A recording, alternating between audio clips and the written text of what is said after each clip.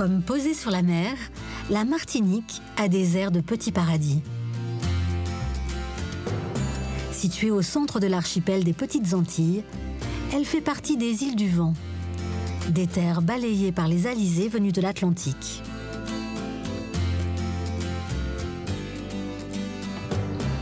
Une situation idéale pour en faire une destination de rêve.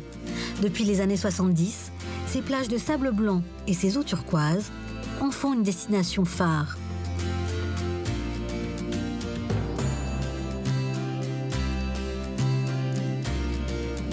Mais il existe une autre Martinique.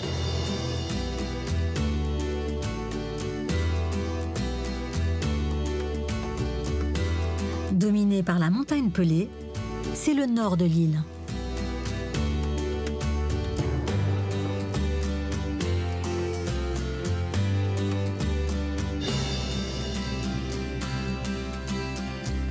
Avec ses villages préservés au bord de la mer Caraïbe et ses forêts luxuriantes, cette partie de l'île présente un autre visage. Une Martinique authentique et sauvage que des passionnés tentent de mieux faire connaître.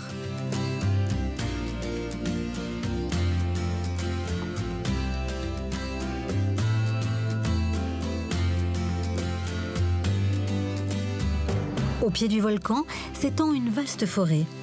Elle offre une des rares ressources naturelles de la Martinique, le bois. Car sur ses reliefs pousse une espèce précieuse, un acajou réputé pour sa qualité en menuiserie, le mahogany.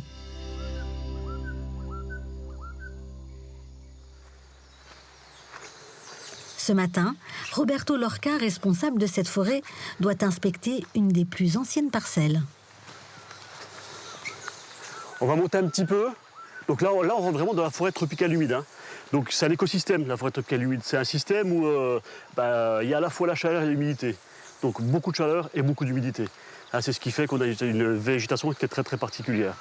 Donc alors on voit plein d'arbres ici. Plutôt gros ou des diamètres plutôt petits. C'est la même essence qu'on appelle le mahogany. À grande feuille, qui est une essence qui est non martiniquaise. Elle vient du Honduras. Voilà. Elle a été introduite ici en 1905 de façon assez importante parce qu'elle avait un bois, c'est un acajou, qu'on appelle l'acajou du Honduras, qui était vraiment un très très très beau bois, quoi. Le mahogany est aussi l'arbre qui a permis de sauver la forêt. Au début du XXe siècle, la déforestation est alors catastrophique. Un vaste programme de replantation est donc lancé et aujourd'hui, certains de ces arbres sont devenus des géants. Ah, voilà un monsieur là. Voilà un monsieur. Alors on pense que c'est le plus vieux mahogany de l'île. Donc avec des contreforts mais prodigieux, superbes. Ça c'est, on appelle ça des grandes personnes chez nous. Donc c'est un papé quoi. Et on pense que ce bois-là, oui, il pourrait avoir 100 ans. Ouais, ça pourrait être peut-être un des plus vieux, ou un des premiers qui étaient plantés en tous les cas en Martinique. Et c'est le plus gros diamètre qu'on connaisse en Martinique. Donc c'est. Alors les forestiers, ils ont un rapport qui est surprenant par rapport aux arbres. On leur parle. Il y a un rapport de vivant à vivant. Vous verrez souvent des forestiers touchés. J'en ai vu prendre dans leurs bras des arbres. Donc c'est vivant, c'est battant, c'est pulsant.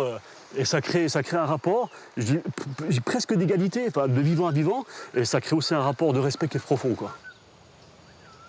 Aujourd'hui, 10% de la forêt sont exploités pour la production de bois.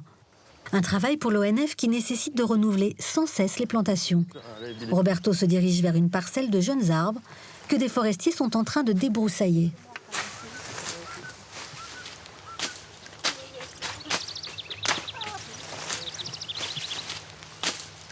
Ça, ce sont des plants de mahogany, donc qui ont 2 ans. Donc ça, c'est du bois qui pousse très très vite. Donc en fait, leur travail, à l'équipe de Saint-Joseph, c'est de libérer la concurrence, ce plan-là. Avant, c'était comme ça, les balisiers, les lianes. Et donc après, leur passage, c'est comme ça. Si ça, on ne le fait pas, il y a une fermeture complète du peuplement. Ça étouffe complètement l'arbre, et l'arbre, il meurt. Il faut le faire au moins 2 fois, voire 3 fois par an. Juste à côté, un travail de sélection se prépare pour favoriser la pousse de ces arbres âgés d'une dizaine d'années. Alors là, on regarde les arbres un par un. On va choisir le plus beau, le plus vigoureux. Alors celui-là, ça c'est un arbre celui-là, là. Ça, à mon avis, c'est le plus beau. Donc celui-là, si on veut le préserver, celui-là, il faut qu'il parte. Donc on va mettre un petit morceau de, hein, Oui. t'es d'accord, de ruban. Je suis d'accord. Pourquoi il est plus beau celui-là? Alors il est plus beau pour deux raisons. La première, c'est qu'il a une très très bonne rectitude. C'est-à-dire que... Il a une très bonne vie, c'est bien droit, c'est bien cylindré. Et celui-là, Voilà. il est branchu. Et il a une belle vigueur. Là, il y a une fourche dedans. Pardon. Et celui-là, comme tu dis, celui-là, il est fourchu. Hein. Ouais, il est fourchu. Donc celui-là, on va l'enlever. Alors nous, pour faciliter le travail, donc on fait ce qu'on appelle une désignation. On désigne avant les arbres qui vont être retenus, ceux auxquels on ne touchera pas. Donc celui-là, celui-là, c'en est un. Au total, près d'un arbre sur deux va être abattu pour laisser de meilleures chances aux autres de profiter de l'espace et du soleil. Dans la forêt tropicale humide, il y a une guerre permanente, qui est la guerre de la lumière. Permanente, permanente, permanente. Il y a une lutte. Et il y a de temps en temps une régulation cyclonique. Il y a un cyclone qui vient, qui ravage une grande partie de la forêt. Mais pour le coup, ça permet aussi à d'autres espèces de réavoir accès à la lumière, de se réinstaller et de survivre au rythme en fait, des cyclones. La gestion de ces peuplements en milieu tropical est un travail de longue haleine. Pendant 50 ans, les forestiers vont veiller sur ces bois précieux pour leur permettre de s'épanouir.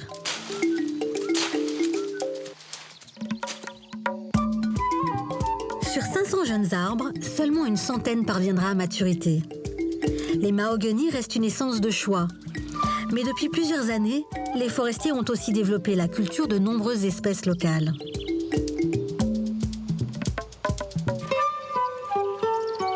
Le travail de Roberto se poursuit dans une autre partie de la forêt, où une campagne de coupe a été lancée. Le siffleur, on l'entend sacrément bien. Alors là, on est en virée sur une parcelle dont les bois maintenant sont arrivés à maturité. Les bois, ils sont assez âgés pour qu'on puisse les couper. Et ils ne sont pas trop âgés pour pas qu'ils aient de problèmes de pourriture à l'intérieur. Il faut savoir couper les arbres à l'instant où leur production elle est importante, mais aussi à l'instant où ils sont, au niveau de la qualité du bois, dans la meilleure disposition. Tous les forestiers, lorsqu'ils martèlent un bois, font une première marque systématiquement au niveau de la racine. Et avec l'autre côté ici, on a une empreinte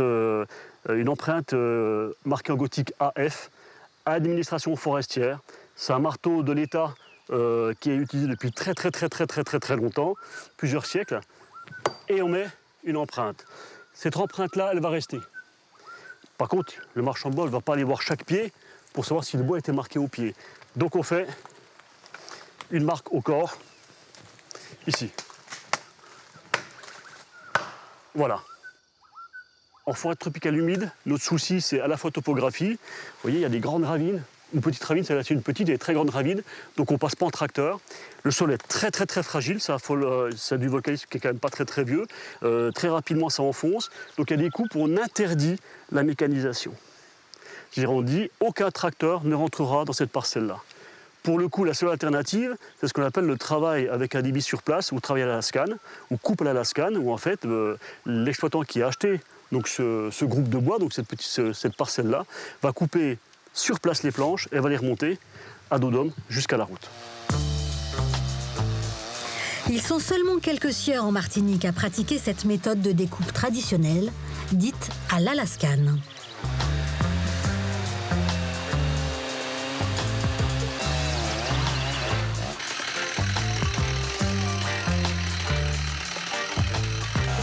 À la fois souple et solide, le mahogany est un bois facile à travailler. Il est devenu l'essence de prédilection des ébénistes martiniquais.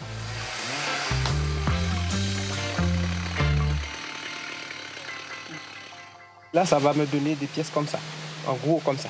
Ça sert à faire des portes, des fenêtres et tout. Mais comme je vous dis, c'est la qualité. C'est la qualité. Ces bois d'acajou sont un véritable atout pour la Martinique. Cette forêt est une des rares au monde où ce bois très apprécié n'est pas surexploité.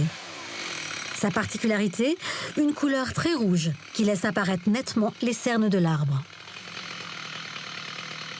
Quand on regarde cet arbre-là, on peut raconter un peu sa vie. Par exemple ici, on voit qu'il y a... Le cerne ici, il est plus que marqué, il y a un vrai décollement.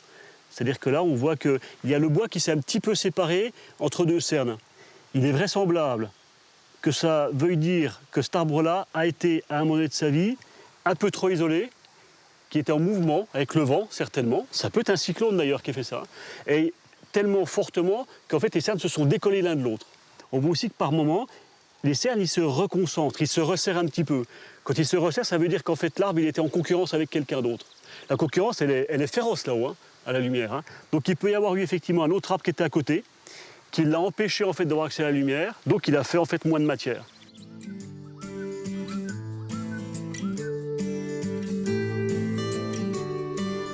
En poussant sur les flancs du volcan, la forêt a développé des qualités très particulières. 400 espèces d'arbres s'épanouissent ici, un véritable conservatoire à ciel ouvert que l'ONF est aussi chargé de protéger.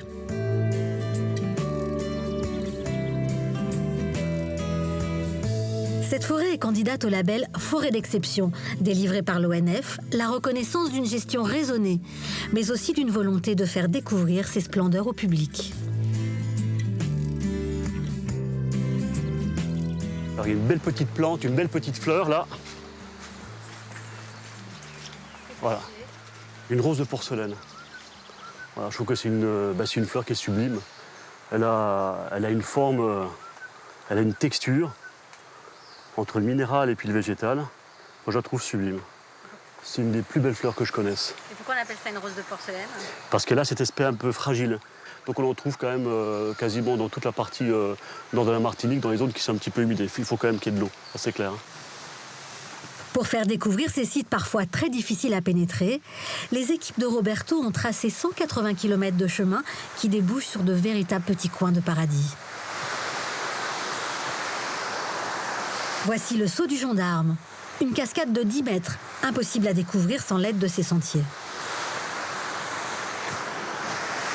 C'est exceptionnel comme site.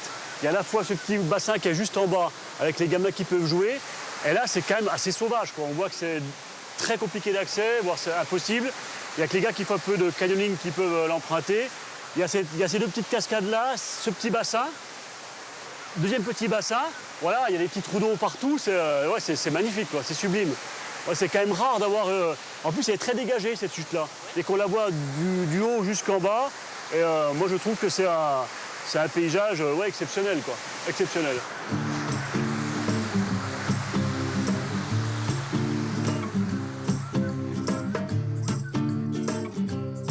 Ces cascades dévalent les reliefs volcaniques qui entourent la montagne Pelée.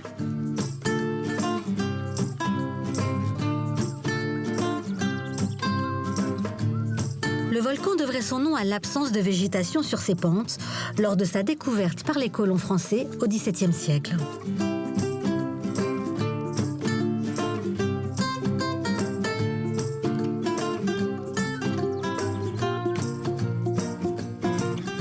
Entre 800 et 1000 mètres d'altitude, la forêt laisse la place à un couvert végétal plus bas, qui renferme de nombreuses espèces endémiques. Cet espace fragile fait de la Martinique un des premiers points chauds de la planète, où la biodiversité extrêmement rare doit être protégée en priorité.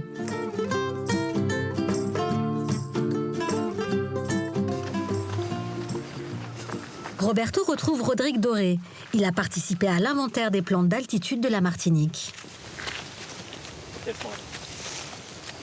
Donc voilà, on se trouve là face à une plante qui présente un intérêt majeur au niveau patrimonial.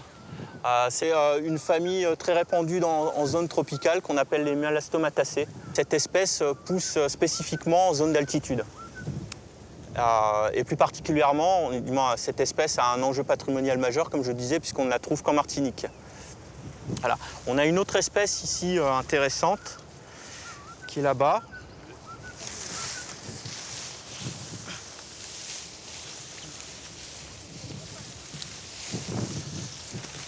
Voilà, donc bon, c'est ce qu'on appelle un ananas montagne, Guzmania ducii. C'est une plante qui est typique des formations basses altimontaines, que l'on trouve en très grand nombre au sommet de la montagne Pelée. Là, elle est un peu plus disséminée. Et c'est pareil, elle présente un grand intérêt patrimonial pour les Petites Antilles cette fois-ci, puisqu'elle est endémique des Petites Antilles. Et donc tout cela va en faveur nous incite donc à amener un statut de protection pour empêcher toute modification du milieu. Ces plantes sont des championnes de l'adaptation. Elles doivent composer avec le vent, les sols acides et des changements brusques de température. Pour les préserver, la première réserve biologique intégrale de Martinique a été créée ici, sur les flancs du volcan. Là, on a aussi une espèce très intéressante, voilà, très jolie au demeurant. Donc c'est le thym montagne. Donc c'est une espèce caractéristique de ces formations basses d'altitude. Donc cette espèce appelée thym montagne se rapproche de thym utilisé localement mais dans les jardins créoles. Ces reliefs accueillent également des animaux rares, comme le colibri à tête bleue. Cet oiseau est devenu l'un des emblèmes de la Martinique. Tout l'intérêt et l'enjeu du forestier, c'est de mettre en place des statuts pour protéger cet espace, pour pouvoir le transmettre aux générations futures, tel que nous l'avons vu s'épanouir à notre époque.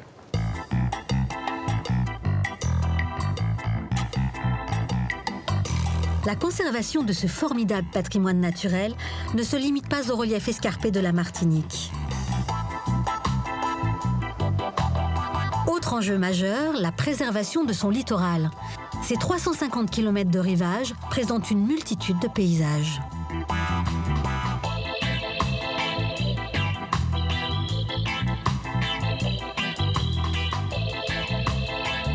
Sur la côte atlantique, au nord-est de l'île, émerge un véritable trésor naturel. Une curiosité géologique rare qu'il faut aussi protéger. Nous sommes dans la ville de Sainte-Marie, où nous rejoignons Roberto. Alors là, on va sur l'île Sainte-Marie. On y va par un chemin qui est particulier, qui est le tombolo. Le tombolo, c'est un phénomène géologique, puisque ça bouge des matériaux, et qui fait qu'avec les courants marins, il y a une accumulation de sable qui se fait à certaines périodes de l'année. Alors c'est très très particulier. Les vagues arrivent de chaque côté, à droite et à gauche, et elles se rejoignent sur le petit banc de sable qui est là. Reliant l'îlet à la terre ferme, le tombolo a joué un rôle essentiel dans le développement du bourg au XVIIe siècle. Il permet d'acheminer les marchandises débarquées du port, alors installées dans les eaux profondes entourant l'îlot. 2 siècles plus tard, on dote même le tombolo d'un aménagement étonnant. Ces rails-là sont les vestiges d'un temps où ces rails étaient utilisés en fait pour transporter donc différentes choses, dont il y avait la canne à sucre, du troc. Du troc, voilà. Donc voilà, entre l'îlet qui est les bateaux qui arrivaient ici et qui acheminaient les matières premières vers l'usine. D'accord. Et ici, on est en eau profonde. En fait, donc pour le coup, on pouvait faire arriver des bateaux pour les charger. Par contre, au bord de Sainte-Marie, c'était pas possible. Et il y avait le tombolo qui était équipé aussi avec des rails sur pilotis, et tout arrivait ici. À cette époque, la ville de Sainte-Marie connaît un véritable essor grâce à la construction de cette usine sucrière. À sa fermeture au milieu du XXe siècle, le chemin de fer est abandonné. Depuis, la nature a repris ses droits. Directement exposée au vent et à la houle de l'océan, l'îlet subit une forte érosion qui menace sa végétation. Roberto vient vérifier l'état des aménagements réalisés par l'ONF pour retenir la terre, comme cette berge artificielle. Alors ça, c'est un gabion. En fait, les montagnards reconnaîtront là des choses qu'ils connaissent beaucoup et très bien donc en montagne, que ce soit donc dans les Pyrénées, mais aussi dans les Alpes. Donc on a testé ici ce système-là, donc qui est beaucoup mieux intégré que les gabions métalliques ou les gabions en béton, et ça fonctionne très très bien. Le gabion, c'est bien chargé, il est résistant, il tient, il est très intégré. Et on pense qu'il va tenir encore quelques années, quoi. Donc c'est un système qui lui permet de maintenir l'îlet dans un bon état, de lui permettre aussi, en arrêtant l'érosion, qu'il se revégétalise. Et plus il se revégétalise, plus il est résistant à l'érosion. Donc l'idée, c'est de créer comme ça un petit cercle vertueux pour permettre de limiter l'érosion. Pour voir l'une des dernières traces du passage des colons français sur ce site, il faut se rendre au sommet de l'îlet.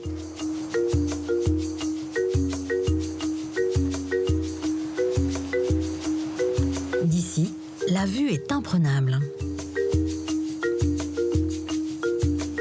Cette croix blanche a toujours été un point de repère idéal pour les marins en mer. C'est la croix qui protège Il veille Sainte-Marie. sur la ville, toute la ville, puisqu'elle est pratiquement à une certaine hauteur, donc on est à près de 320 mètres d'altitude. Et c'est vrai que mais ici, donc, les gens se sont appropriés donc, ce lieu de culte. Et il faut savoir que les travaux qui ont été réalisés ont nécessité qu'il a fallu monter 4,5 tonnes de matériaux pour remettre en place la croix qui était en train justement donc, de s'écrouler. Alors les gens ils sont tellement attachés à Sainte-Marie que pour monter les matériaux, il y a quand même plusieurs tonnes de matériaux pour la restaurer cette croix-là. On a fait ce qu'on appelle l'opération Coup de Main. Voilà, donc les Samaritains se sont mobilisés pour faire une chaîne humaine depuis le bourg sur le tombolo pour se passer les matériaux et pour monter de donner un coup de main pour monter les matériaux pour refaire la croix. Donc c'est dire à quel point l'attachement des Samaritains est fort à leur croix, quoi.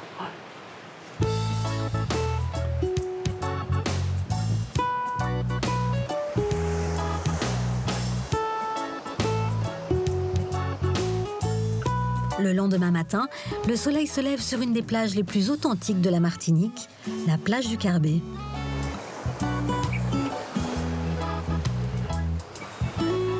C'est là que presque chaque matin, les habitants se retrouvent pour une pêche traditionnelle, la pêche à la Seine.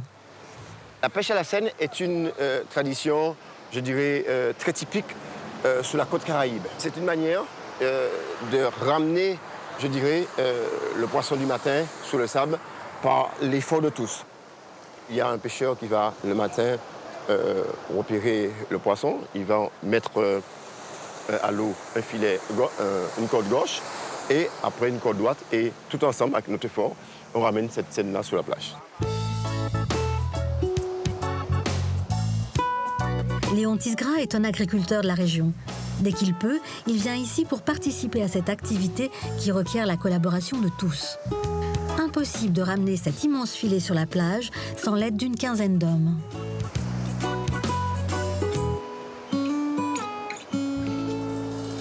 Voilà, la scène, quand tu vas le faire venir, ce n'est pas de tirer comme une malade, mais c'est de supporter la corde et au remous de la mer, va te ramener la scène à terre.